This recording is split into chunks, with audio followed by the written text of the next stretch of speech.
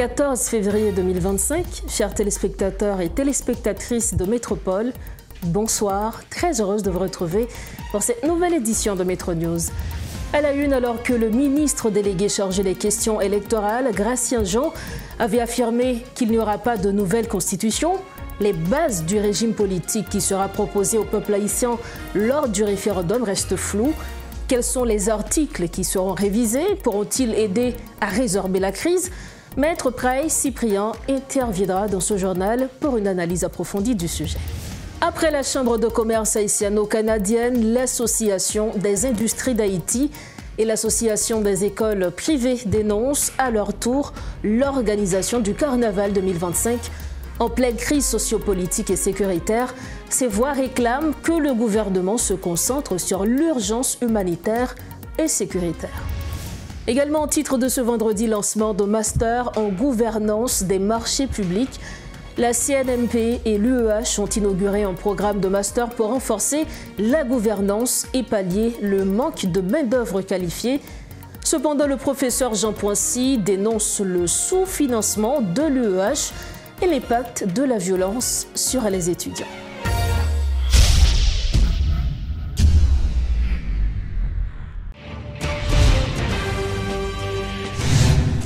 Bienvenue à tous au développement des titres de l'actualité. Comme annoncé, adoption d'une nouvelle constitution ou réforme constitutionnelle. La position du pouvoir de transition est claire. Il n'y aura pas de nouvelle constitution. Selon le ministre délégué chargé des questions électorales et du référendum, Gratien Jean, si l'ex-président Jovenel Moïse avait clairement défini les bases idéologiques pour doter le pays d'une nouvelle constitution, à environ 90 jours du référendum prévu, rien n'est encore défini concernant le régime politique sur lequel le peuple devra se prononcer lors du vote. Bien que le pays traverse une situation inédite et exceptionnelle, il est plus que fondamental de comprendre le processus engagé par l'actuel gouvernement. Nous avons le plaisir de recevoir via Zoom l'ancien député de Thomason, Price Cyprien, également président de la Ligue internationale des avocats indépendants. Monsieur Price Cyprien, bonsoir. Merci infiniment d'être avec nous. Bonsoir, Rosemary. C'est toujours un plaisir pour moi d'être avec vous sur Métropole pour partager mes points de vue sur la situation politique du pays. Alors que nous sommes le 14 février, certains parlent de chocolat, de fleurs, d'autres aussi de la question sécuritaire. Nous allons aborder la question référendaire et notamment la question électorale. Récemment, le ministre chargé des questions électorales auprès du Premier ministre, Gratien Jean, a déclaré dans une interview accordée à Métropole que le gouvernement et le CPT ne comptent pas organiser un référendum pour une nouvelle constitution, mais plutôt pour une révision constitutionnelle. En tant qu'avocat, quelle est votre lecture par rapport à cette démarche? Bon, en principe, ce qu'il faut dire maintenant, c'est que nous sommes dans une situation en dehors du cadre légal de la Constitution. Parce que si on devrait faire ça, si on devrait faire la révision ou l'amendement de la Constitution, selon la Constitution de 1987, on le ferait autrement. Mais il faut savoir que maintenant, on est pratiquement dans un cadre politique sous l'égide de l'entente qu'il y a eu, le décret du 3 avril 2024, l'accord qu'il y a eu entre les structures politiques en Haïti pour pouvoir gérer la transition. Moi, je pense que actuellement, on est dans une phase où on a vu le lancement des assises à travers le pays pour voir dans quelle mesure on peut recueillir les informations de la population, de toutes les couches vives de la nation et voir comment avancer vers une réforme constitutionnelle. Alors, vous aviez parlé d'amendement et aussi de révision constitutionnelle. Est-ce qu'il y a une nuance entre ces deux termes? Si oui, laquelle? Bon, en principe, le peuple donne le pouvoir à des entités. Par exemple, quand il faut refaire une constitution, quand il faut mettre en place une constitution, on peut utiliser le référendum pour demander au peuple qu'est-ce qu'il veut, est-ce qu'il veut une nouvelle constitution ou pas. Donc ça, c'est le pouvoir constituant originaire. Donc c'est le peuple qui a le pouvoir de donner, de voter une constitution, de donner une charte fondamentale à la nation. Maintenant, une fois que le peuple a fini de voter la constitution, si on doit faire des modifications au niveau de cette constitution, il faut faire appel au pouvoir constituant dérivé, c'est-à-dire au Parlement. Et comme maintenant on se trouve dans une situation où le Parlement n'existe pas, on est bien obligé d'aller vers le peuple qui détient le pouvoir constituant originaire, pour lui demander exactement qu'est-ce qu'il entend faire, qu'est-ce qu'il veut faire. Moi, je pense que c'est en ce sens que les tenants de l'accord du 3 avril 2024, c'est en ce sens qu'il veut agir pour voir quels seraient, si vous voulez, les desiderata du peuple, quelle position le peuple pourrait prendre face à un amendement de la Constitution ou face à une réforme constitutionnelle. C'est pour cela qu'on pourrait parler de référendum, où le peuple dira son mot sur la question de la réforme de la Constitution. Nous savions que l'ancien président Jovenel Moïse avait entrepris des démarches, en ce sens justement des démarches qui n'ont pas abouti. Quels sont selon vous les points de similitude aujourd'hui, les points similaires? Bon. En principe, Jovenel avait entamé une négociation avec le Parlement. Ils avaient envoyé le décret électoral en vue d'aboutir aux élections. Mais malheureusement, la 50e législature est partie avant de faire ceci. C'est pour cela qu'entre-temps, il avait entamé une autre procédure afin de faire voter une nouvelle constitution. Le président Jovenel Moïse était clair sur la procédure qu'il voulait faire. Il avait entamé des discussions avec les forces vives de la nation. Il avait fait nommer un ministre chargé des affaires électorales. Et entre-temps, il y a eu une commission à pouvoir préparer une nouvelle constitution. Et cette nouvelle constitution devrait être adoptée par voie référendaire. Mais malheureusement, on sait comment ça s'est terminé avec l'assassinat du président Jovenel Moïse, ce qui explique que maintenant, avec les accords du 3 avril 2024, le nouveau gouvernement est en train de voir comment avancer vers une réforme constitutionnelle. Mais pour l'instant, on ne sait pas si le référendum qu'ils vont utiliser sera pour l'adoption d'une nouvelle constitution ou des modifications éventuelles au niveau de la constitution du 29 mars 1987. Député Price Cyprien, compte tenu du contexte actuel, crise sécuritaire, crise humanitaire, crise politique, quelles sont selon vous les chances que cette démarche puisse aboutir?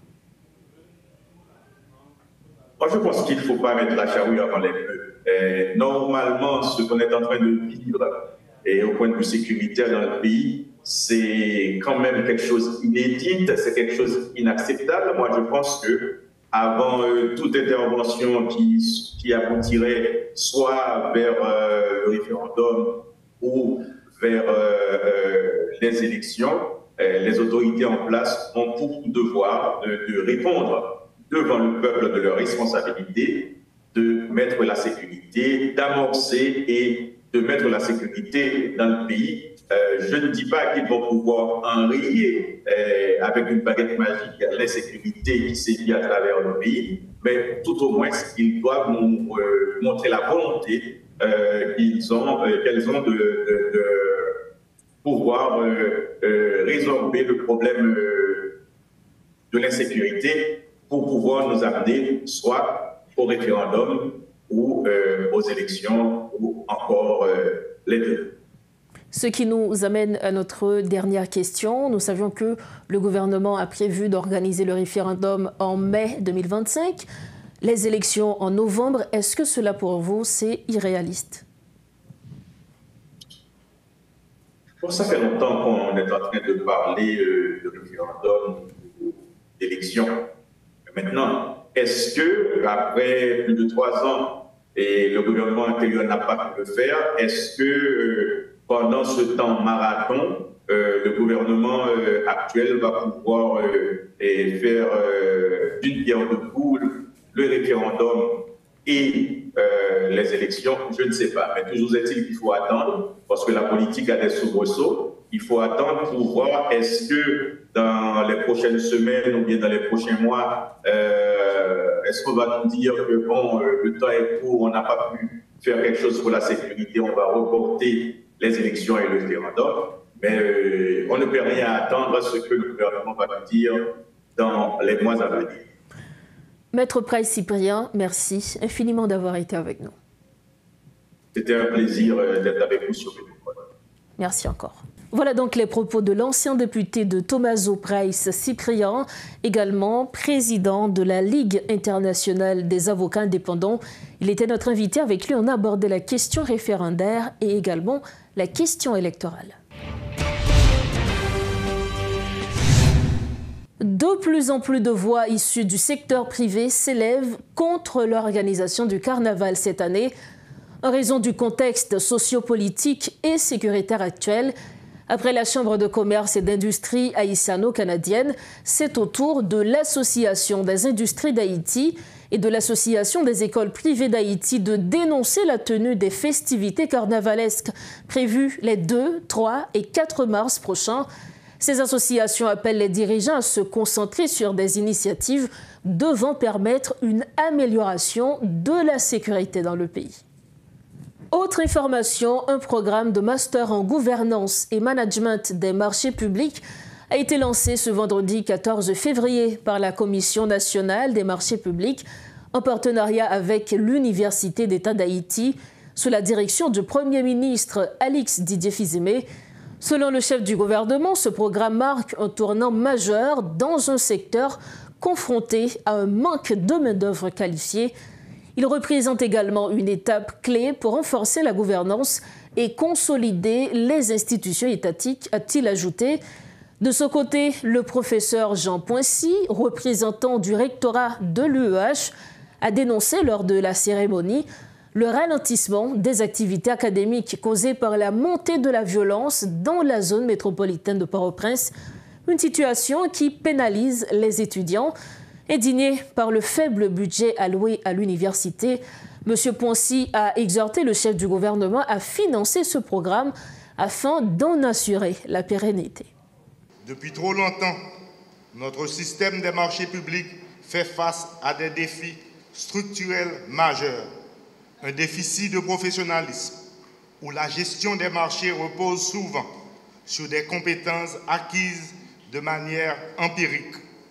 Un manque de ressources humaines qualifiées, limitant la capacité de l'administration à gérer des contrats complexes, à anticiper les risques et optimiser l'utilisation des fonds publics. Le secteur des marchés publics représente un levier stratégique pour la croissance économique, la création d'emplois et la modernisation des infrastructures. C'est pourquoi ce programme de master va bien au-delà d'une simple formation académique. Il constitue un véritable instrument de politique publique visant à stimuler la compétitivité de l'économie haïtienne en favorisant une gestion efficace des ressources publiques et en créant un environnement propice aux investissements nationaux et étrangers. Renforcer la confiance des citoyens et des partenaires internationaux dans la capacité de l'État de gérer de manière transparente les fonds publics. Contribuer à la stabilité institutionnelle en formant des cadres capables d'assurer la continuité administrative et la pérennité des bonnes pratiques, indépendamment des changements politiques. Ce programme reflète la volonté du gouvernement de promouvoir une gouvernance basée sur la compétence, l'éthique et l'intégrité. Il s'inscrit pleinement dans les objectifs de modernisation de l'État et de mise en œuvre des réformes structurelles nécessaires au développement durable d'Haïti. Je dois vous rappeler que le budget alloué à l'UEH ne concerne que le premier cycle d'études, soit la licence. Quand il faut ajouter d'autres formations de niveau supérieur sans ajuster le budget de l'UEH traité en parents pauvres, avec une part de l'enveloppe budgétaire de l'État ne dépassant jamais 1,3%, ni connaissant une variation positive supérieure à 1,8% depuis 2010. Et face à un budget rectificatif, s'il y en a, elle est toujours victime. L'UEH est toujours victime. Elle est toujours négligée. Mais nous devons admettre que ce programme de master doit survivre. Et pour survivre, il doit être financé copieusement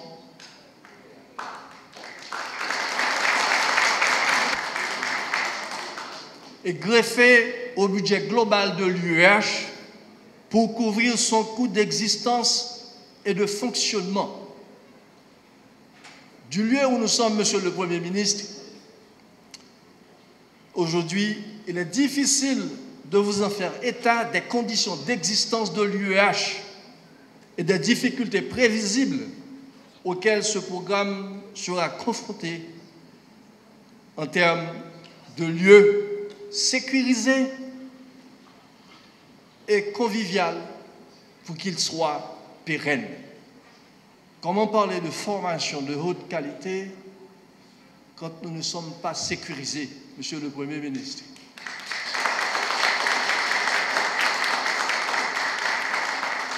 Comment parler de former des cadres pour notre pays malade quand nos facultés sont sans abri? L'UEH doit pouvoir mieux vous exposer ses besoins pour concrétiser le rêve de créer ce master comme graine de semence d'un programme de master en politique publique qui doit être aussi logé à l'INAGUE. Pour toucher d'autres domaines devant être utiles à l'État et à votre gouvernement, Monsieur le Premier ministre, en charge de la bonne gestion des affaires publiques du pays. Des écoliers de plusieurs établissements scolaires expriment leur inquiétude en raison de l'insécurité dont certains élèves sont victimes ces derniers temps. Ils affirment que cette situation n'est pas sans conséquences sur leur apprentissage.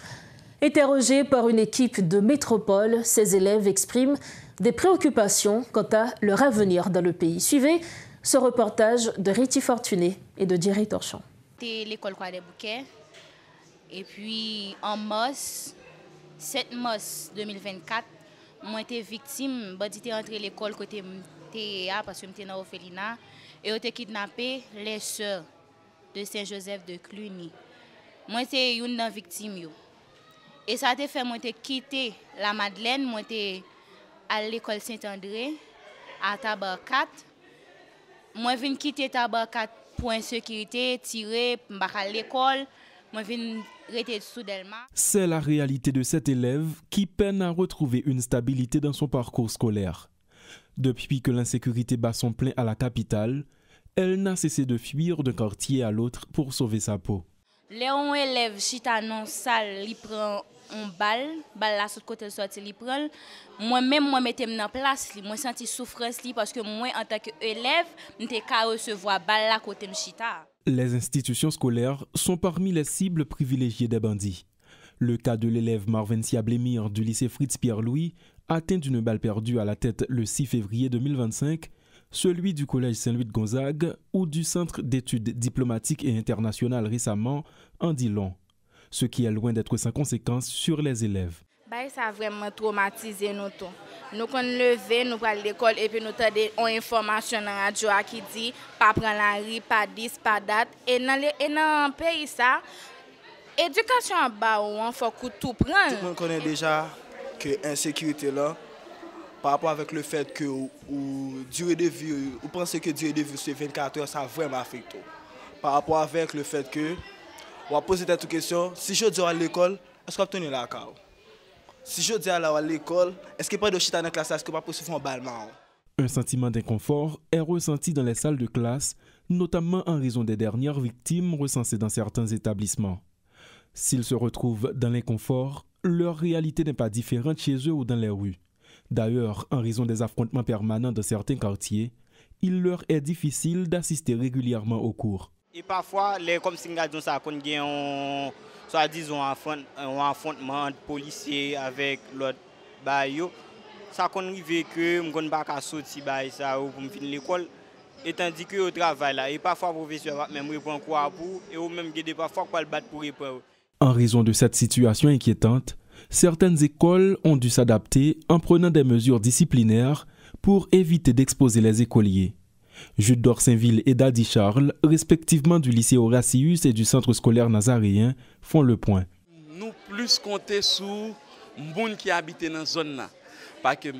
Parce que la majorité de gens, c'est des gens qui habitent à proximité de l'école. Ça vient à cause que n'importe ce qui est capable de vivre, parents sont en premier, sont capables de porter support.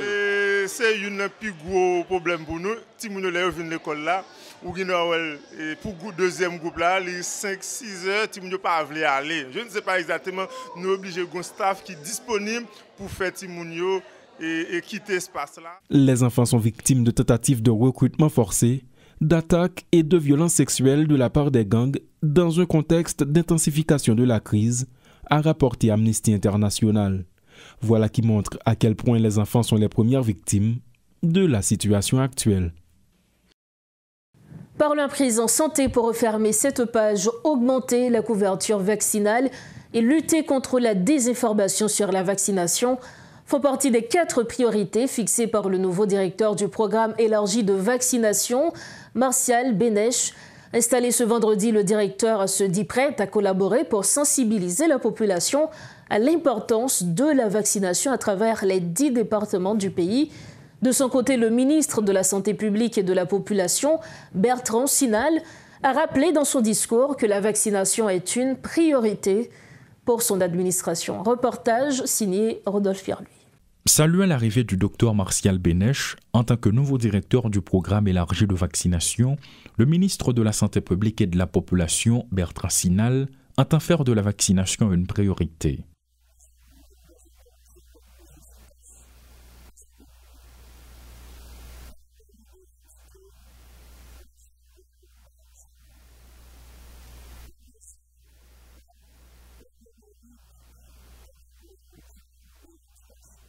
Fraîchement installé à ce poste, le nouveau directeur se montre lucide par rapport à la vaccination.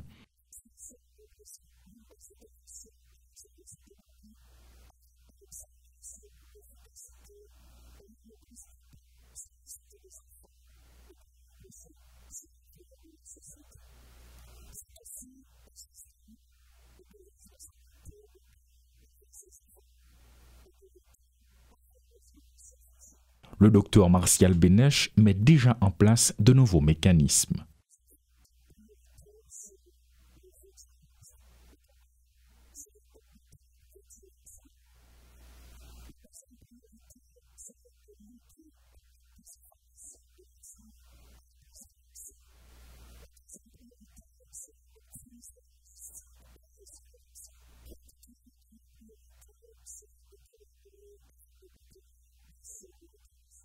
La vaccination est une priorité pour le ministère de la Santé publique et de la Population et des agents de l'institution sont déjà à pied d'œuvre tenant compte des propos émis par le directeur du programme élargi de vaccination. Nous arrivons au terme de cette édition de Métro News. Avant de partir, le rappel des principaux titres à la une. Alors que le ministre délégué chargé des questions électorales, Gratien Jean, avait affirmé qu'il n'y aura pas de nouvelle constitution, les bases du régime politique qui sera proposé au peuple haïtien lors du référendum restent floues. Quels sont les articles qui seront révisés? Pourront-ils aider à résorber la crise? Maître Price Cyprien était notre invité. Après la Chambre de commerce haïtiano-canadienne, l'Association des industries d'Haïti et l'Association des écoles privées dénoncent à leur tour l'organisation du Carnaval 2025. En pleine crise sociopolitique et sécuritaire, ces voix réclament que le gouvernement se concentre sur l'urgence humanitaire et sécuritaire. Et puis lancement de master en gouvernance des marchés publics, la CNNP et l'UEH ont inauguré un programme de master pour renforcer la gouvernance et pallier le manque de main-d'œuvre qualifiée. Cependant, le professeur Jean Poincy dénonce le sous-financement de l'UEH et l'impact de la violence sur les étudiants. Voilà ce qui met fin à notre dernière édition de Métro News pour cette semaine. Nous sommes le 14 février 2025 et à tous les amoureux et amoureuses, joyeuses fêtes de Saint-Valentin. Et à tous les célibataires, bon vendredi, c'est le week-end. N'oubliez pas, profitez bien de la vie. Bonsoir.